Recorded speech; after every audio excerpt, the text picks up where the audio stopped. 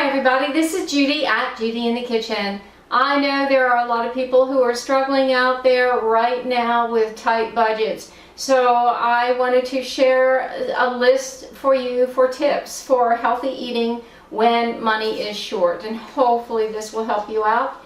If you want to see the complete article on this, I have a link to my blog post below. And if you have other tips to share, please do share them below. We want to help as many people as we possibly can. Tip number 1, plan home-cooked meals and make a grocery list. It's far cheaper for you to cook your foods at home than it is to buy out. Of course, we can't eat out too easily right now, but we can have a takeout or delivery service to us. And yes, they do need that, but if money is short, that's the bottom line. And so you want to plan your food in advance based on what you've got on hand, and then make a grocery list for what you need to make those meals that you have planned. That simple. Use what you've got, add to it with a grocery list, and then you'll know what you're going to eat in advance and stick with that plan for sure. Then point number 2, when you are at the grocery store, stick with your grocery list, okay? Make sure you stay with the plan. If you happen to see something in the store that you know you need to make the foods that you planned, then go ahead and get it. But if it's something, oh, that really sounds good, I haven't had that in a while, no, if it's not on your list, you can live without it. As long as you know you've got your meals planned accordingly and you're not going to go hungry, stick with the plan when you're at the store. It will save you some money. You also definitely want to avoid grocery shopping when you are hungry. That is the quickest way to blow any budget for sure, because when you're hungry, you will be picking up more food than what you intended to. So make sure you eat well before you go to the grocery store, and that will save a lot of impulse buying for sure. Another thing is you want to save time for yourself by fixing large meals and then using the leftovers either toward your lunch for the next day or toward a supper for the next day, and maybe you won't even have to cook the next day if you've got enough leftovers there. It just saves time, it saves energy, so it saves money in the long run if you cook a large amount rather than a small amount every single day. So cook larger meals when you can and utilize those leftovers. Another thing to do is to buy less processed foods if you can. Strive for no processed foods if you can, when you can, however you can. Less processed or no processed foods are usually cheaper than processed ones. Here's just a little example. Let's say you want some cheese to go on whatever dish you're going to have for the week.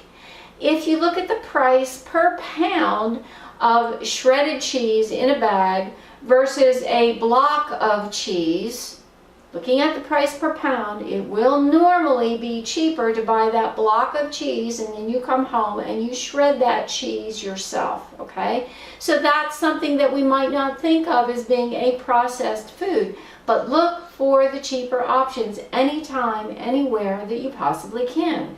Another example of something that might slip by you as far as being processed and cheaper would, a lot of people like to have cauliflower rice or cauliflower steaks or something like that. If you buy a fresh whole head of cauliflower, it will normally be cheaper than if you buy a frozen package of cauliflower rice or a fresh package of cauliflower rice in the produce department. Buy the whole head, cut it up yourself, however you need to cut it, and you'll save some money along the way by doing that yourself. Now, other things that I automatically think of as being a processed food would be like a can of spaghettis or a box of something that you just add water to and instantly you've got a meal.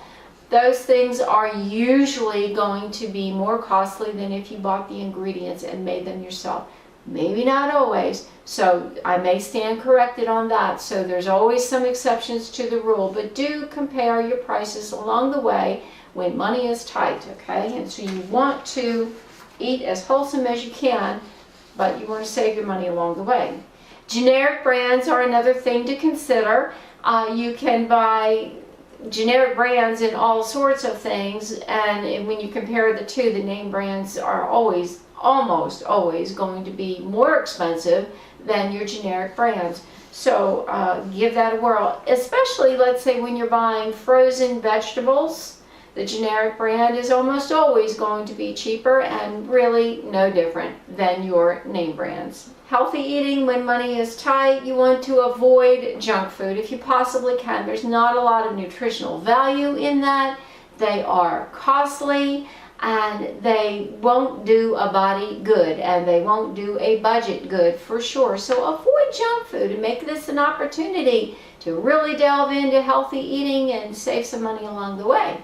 Eat as often as you can the beans and peas and lentils, foods like that, whether you cook them yourself or whether you buy them in a can. It's cheaper to cook them yourself, but they are, no matter which option you go with, they're going to be cheaper than buying meat in the store. So if you must have meat, eat less of it for sure and focus more on plant proteins anytime you can.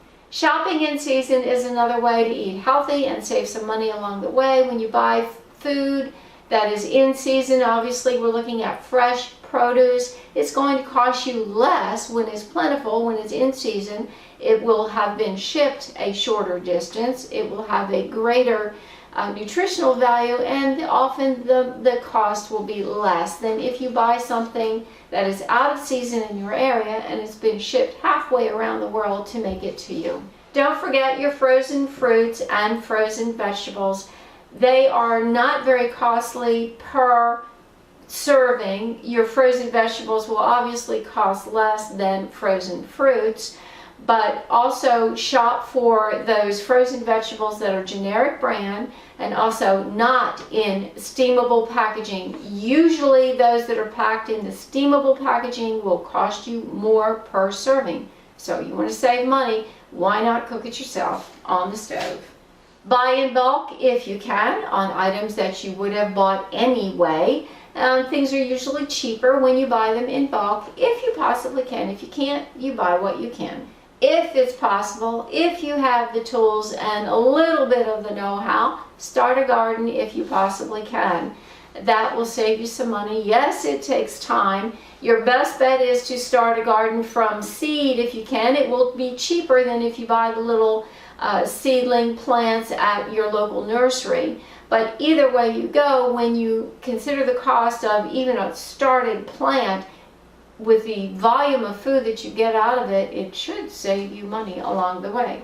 Another tip would be to pack your own lunch. If you are accustomed to buying your lunch out, that is going to cost you a lot more money than if you were to pack your lunch yourself. And by packing your lunch yourself, it's usually going to be a better food quality, more nutritious and healthier to eat than a lot of the items that you can choose when you buy out. Not everything, you know, some of our takeout food is going to be healthy and wholesome, but you know what goes in it when you make the food yourself, and chances are it's going to be a better, more wholesome option for you if you just take your own lunch.